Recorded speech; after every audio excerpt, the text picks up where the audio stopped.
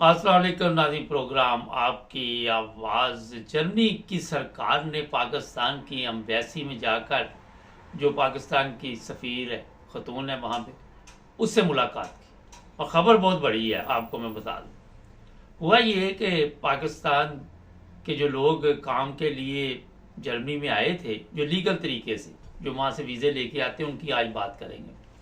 कराची से अक्सर लोग आए हैं और जर्मन की सरकार उनसे बड़ी खुश हुई है। उन्होंने कहा कि ये बड़ी मेहनती कौम है और बड़े अच्छे तरीके के साथ इन्होंने जो काम इनको दिया गया वो किया है। इस जगह मैं आपको ये बताना ज़रूरी समझूंगा कि हमारे जो पाकिस्तानी लोग हैं वो लीगल तरीके के साथ यूरोप के ममालिक में बहुत कम तादाद में आते हैं।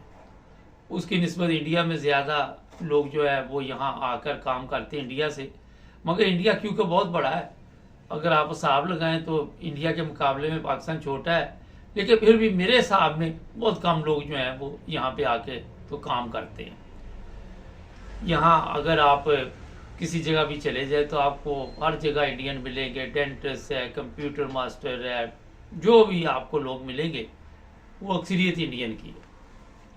इक्का दुक्का हमारे मिलेंगे। मुझे याद है कि जर्मनी में कोई 15-16 साल पहले कुछ 6000 IT के जो लोग आए थे वो भी इंडियन थे। मुझे एक पाकिस्तानी मिला था तो कुछ 50 के करीब इंडियन मिले थे। ये मतलब आटे में नमक के बराबर लोग जो है पाकिस्तान से आते हैं।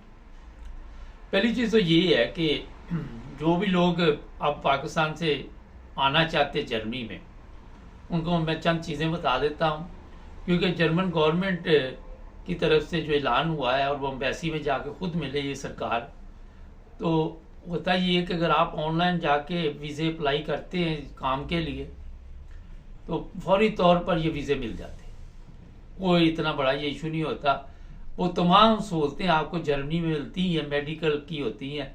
जो इंडियन मुझे मिले थे उनसे मेरी बातचीत हुई, पाकिस्तानी से भी एक मिला था मुझे, तो वो बता रहे थे कि हमें बाकायदा टिकट मिलती है कंपनी की तरफ से। हम अपने वतन जाते हैं, वहाँ सैर व तफरी करते हैं। यहाँ उनको गाड़ी भी गाड़ियाँ ऑडी वगैरह अच्छी गाड़ियाँ भी दी जाती हैं।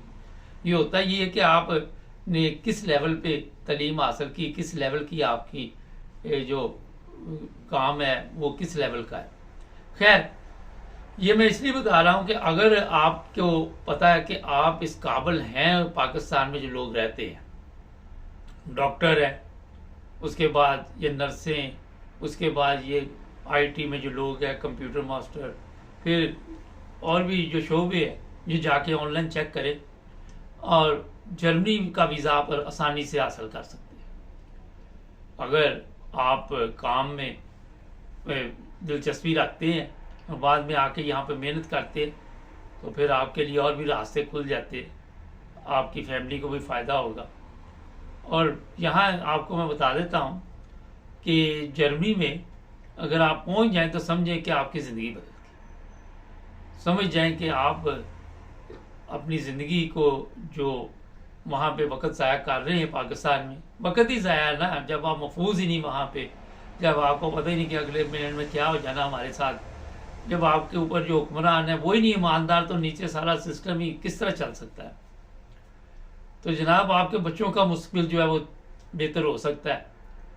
और जो सबसे बड़ी बात है, जो लोग गैर कानूनी यहाँ पे आते हैं वो तो खज्जल ख़राब हो जाती है।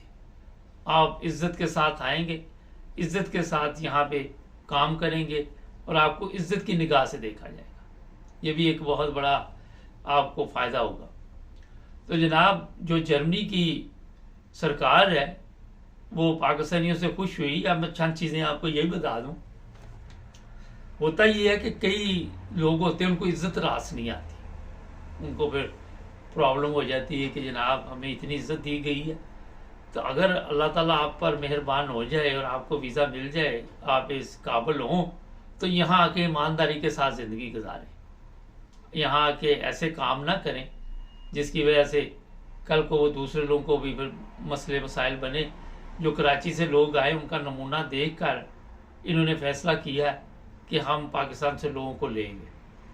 और आप सबको पता है कि हमारा थोड़ा सा प्रॉब्लम ये है कि 2 नंबरी से हम बाज नहीं आते।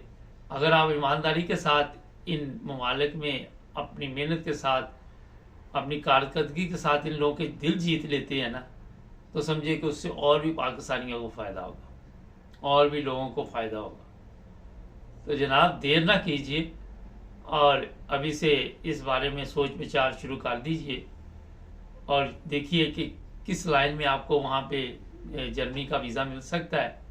अगर यहाँ मैं बता देता हूँ कि आप को कोई काम मिल गया तो जर्मन एम्बेसी फिर आपसे सवालात नहीं करेगी, क्योंकि एक तरह का वो कंपनी आपको स्पॉन्सर कर रही होती है, और जब कोई कंपनी स्पॉन्सर करती है तो जर्मन एम्बेसी किसी किस्म की रुकावट नहीं डालती, वो कोई प्रॉब्लम नहीं करती और लोगों को फिर वीज़े मिल जाते हैं। बेशुमार दुनिया जो जर्मनी में रहती है वहाँ पे आप पता करें तो आप मिलते रहते हैं ऐसे लोग जो इसी सिलसिले में आए। एक फ़र्क होता है लोगों में भी, ये भी बता दूं, हर किस्म के लोग होते हैं। जो सियासी पनाह ले होते हैं उनको सियासी पनाह से ज़्यादा तल्लक वास्ता होता है, बिजनेसमैन का बिजनेसमैन से होता है, काम वाले का काम से होता है।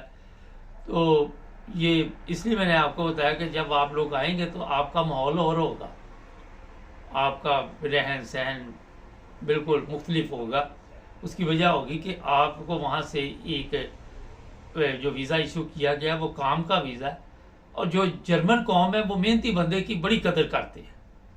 सिर्फ जर्मनी नहीं, मेरे ख्याल में यूरोप के लोग सारे इस तरह है, नॉर्वे स्वीडन भी इस तरह ही है, और दूसरे भी जो ममालिक है जो ईमानदारी के साथ काम करे और मेहनत करे उनकी बड़ी इज्जत करते हैं।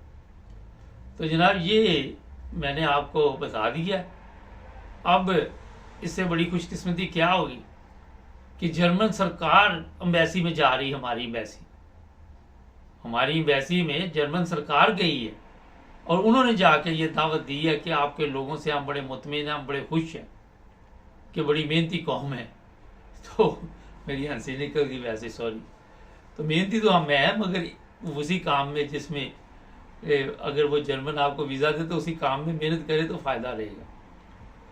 तो जनाब ये भी मैं बता दूं कि अगर यहाँ पे आप 5 साल रहते हैं और 5 साल तक आपको किसी काम का वीज़ा मिल जाता है तो बाद में आप नेशनलिटी ले सकते हैं, क्योंकि उन्होंने कवानीन चेंज किए हैं और उन्हीं कवानीन के तहत आपको फिर यहाँ का जो पासपोर्ट है जर्मन वो मिल सकता है। क्योंकि पहले 8 साल था, 5 साल कर दिया, 3 साल कर दिया, और ये 1 मई से कानून जो है वो अभी जो शुरू हो जाएगा। इसमें डबल नेशनलिटी भी आप ले सकते हैं। जिन लोगों की पाकिस्तान की नेशनलिटी है वो जर्मन भी ले सकते हैं, उन्हें आप पाकिस्तानी एम्बेसी में भी खज्जल ख़राब होने की ज़रूरत नहीं। वो पता ही आपको 6-6 माह, साल लग जाता है पाकिस्तान में जी ये नेशनलिटी जो है वो ख़त्म हो रही है। और लोग कई परेशान थे इस वजह से, समझिए अल्लाह ने आपकी सुन ली। तो जनाब देर ना कीजिए, जितनी जल्दी हो ये जो लोग भी तालीम याफ्ता है, पढ़े लिखे हैं, वो सर्च करें और ऑनलाइन जाके चेक करना शुरू करें। अभी से तैयारी पकड़ें, बजाय इसके कि अच्छा जंटों से बचे। जो पढ़ा लिखा बंदा वो खुद ही सारे काम कर सकता है। ये कई टिकटॉक पे बैठे सारा दिन अपनी दुकान से जाके बैठे हुए, मुझे तो बड़ा गुस्सा चढ़ता है। वो सारा दिन ऐसे ही उन्होंने खोला जब परचून की दुकान नहीं वीज़े ऐसे दे रहे होते हैं। तो इन लोगों से बचे यार। तो आप भी खुदा का खौफ करें। पहले ये कौम बड़ी सताई हुई है, ऊपर से आपने ऐसे ऐसे ख्वाब दिखा के जो कुछ उनके पास होता है वो भी छीन लेते हैं। तो इस तरह के ठग जो है ना, जिस तरह हमारे हुक्मरान ठग हैं, इस तरह के हर जगह पे आपको ठग मिलेंगे। तो इन ठगों से आपने बचना। नाज़रीन सब्सक्राइब करें, जुड़े रहे हमारे साथ।